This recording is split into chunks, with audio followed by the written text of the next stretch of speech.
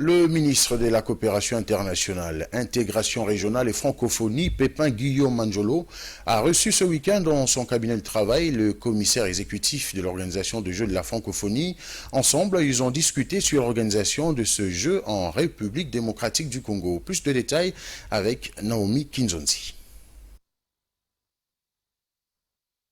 C'était lors de la première séance de travail entre le ministre d'État Pépin Guillaume Manjolo et les commissaires exécutifs de la francophonie 2021 et leurs adjoints que les sujets sur la situation exacte des infrastructures et sites retenus pour abriter ce jeu ont été évoqués. L'on parle entre autres du stade de Martyrs, les stades Tata Raphaël, ainsi que de certains sites culturels. Dans le cadre de la mise en œuvre des activités de cette 9e édition de jeu, le numéro 1 de la francophonie, également président du comité, a précisé les missions exactes de chaque membre du comité, cela conformément aux exigences du cahier des charges y relatives.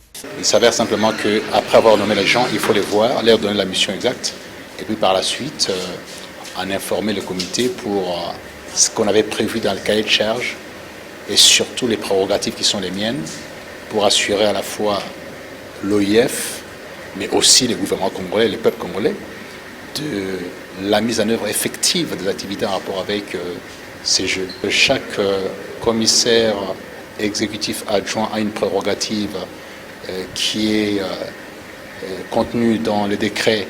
Notons que le comité organisateur de la 9e édition de Jeux de la francophonie est à 80% des corrections des inquiétudes soulevées au niveau des structures d'infrastructures.